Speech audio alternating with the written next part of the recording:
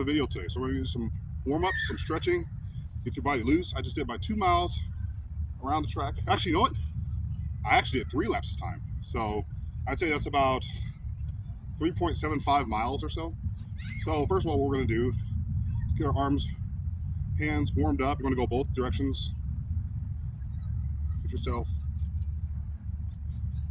acclimated to your bow staff. You have a brand new bow staff, you can get them online. They're very, very inexpensive. Okay, so get yourself warmed up, do all the stuff that you need to do to get yourself warmed up. Now we're going to work on some stuff that most other people out there in the world, when they do bow staff, the number one skill everybody wants to learn how to do is to twirl it, right? Everybody wants to learn how to twirl a bow staff. Quite easy. There's a lot of better tutorials than I can give you guys online. That's not what we're here for. I'm going to give you guys some secret pointers that will level up your bow staff exponentially, stuff that no one else is teaching. So when I go online and I'm looking at bow staff videos, they're all twirling videos, flourishing, all that stuff, okay? That stuff is cool. Once again, that will not help you in a self-defense situation. Now, if I actually really want to learn how to twirl a staff, what I'm going to do is I'm going to turn it, and as soon as I get to the point of resistance, I'm just going to grab it from here with the other hand, spin it, right? And once it gets back to the point of resistance, once again, I'm just going to take it and twirl it. And you're just going to do that over and over again. Once again, there's tutorials out there that do a much better job in, teaching you how to spin staff, okay? This is just the basics of bow staff spinning, okay? That's not going to help you defend yourself. So what's going to actually help you defend yourself is basic combo strikes. Stuff that other people, first of all, aren't going to teach you, okay? They have katas and stuff out there. I don't recommend katas.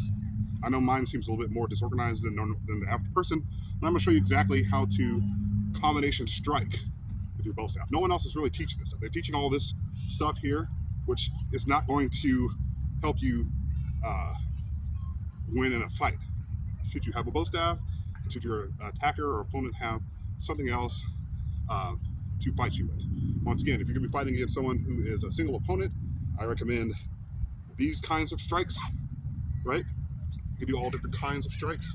You can even do strikes from the top. Once again, that's just for a single opponent. So just always remember this one thing. For single opponents, you're going to be using, you're better off using one side. Once again, it's further away than the average stick. This right here, this method of bow staff fighting is going to be against multiple opponents, okay? So as you are preparing yourself, once again, the best stance to fight someone is about like right here, okay? If you're gonna be using the two, I would say the double-sided method, okay? And that's where you can do different kinds of strikes, okay? But when it comes to combinations, this is something that no one else in bow staff is really teaching. I've seen a lot of online videos where they're showing you how to spin a staff and how to do certain basic katas and stuff like that. Once again, that's not gonna save you in an actual fight, okay? So once again, you're gonna be throwing strikes against someone, right? Against two opponents, potentially two opponents. Because a lot of people, when they attack you, they attack in twos. So strike. And what you want to do is you want to move with it, okay? So a basic combination, for those of you guys out there who are wondering how to throw a combination with a bow staff,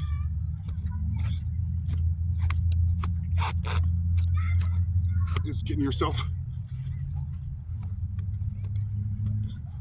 up there. And you're just gonna move with it, move your feet. You should be able to go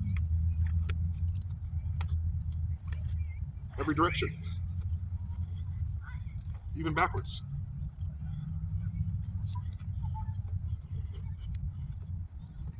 Increase your stamina by going a little further. Now for the camera, I'm not moving as much because I want to stay in frame.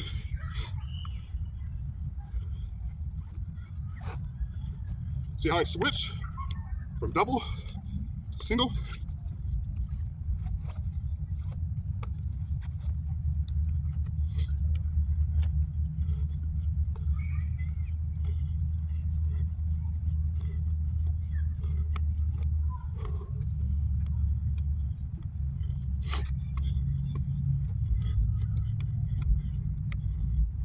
work on different directions, work on different strikes, okay? So,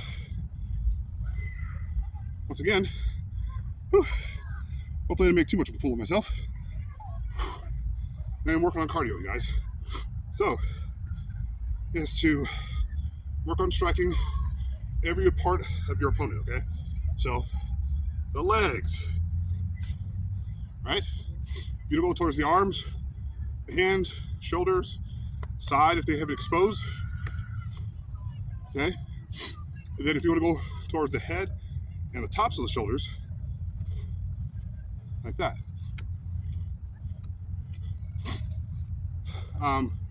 One of the strikes that I don't recommend, for those of you guys out there who are wondering what is the least favorite strike to use in a self-defense situation, and that would be overhead, okay? And the reason why I don't want to do overhead strikes is because it's much easier to miss, okay? So your opponent, if you're going in for a strike that's overhead, all they have to do is just step out of the way just ever so slightly, and now you're down here, okay? So I don't recommend your first strike. Now, if you have your opponent on their heels and you're hitting them, then sure, you want to go for a head strike. Should take them out of the fight. But once again, I don't recommend this strike being your first strike. Your first strike should always be from this position right here. From this position, you can throw a diagonal strike, which is your most accurate strike. Once again, it covers more of the body. You have a better chance of hitting someone. If you're going straight down the body, all they gotta do is move out the way. If you're swinging across, all they do is back up. But a strike from diagonal is much harder to hit, okay? So, once again, when you're throwing strikes, make sure that you are diagonal, and then you want to come back, and then you want to come across. And then if I need to go that direction, then from here, then here. And that's how I do it. All it is just free throw, free flow, free throw. And another strike that, once again, highly recommend is after you throw that first strike, come back. Okay, come back. And from that direction, here. See, these are the stuff that martial artists, people aren't going to teach you, is actual bow striking. Okay, they're going to teach you all the fancy stuff, right? All the fancy cool stuff. But once again, that's not going to help you in a martial arts situation. Now, this was a lightsaber. Yeah, you can deflect blaster bolts. You know, you can do all kinds of strikes, right?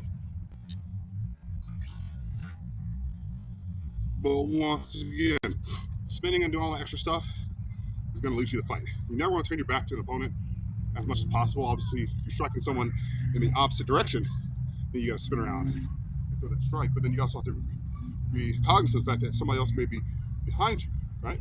So from that position, boom. Okay, and some people, I could do a video on footwork next, just to get you guys kind of thinking about footwork. Once again, don't put all your eggs in one basket that, hey, if I know how to do this, which what I'm doing currently, some kind of a figure eight, it's going to make me good at bow staffing. No, it just makes you look proficient at using a staff, okay? So, once again, don't don't just do this stuff. This stuff looks cool, but once again, it's not going to save you in an actual fight, okay? So, all right. Stay frosty, guys.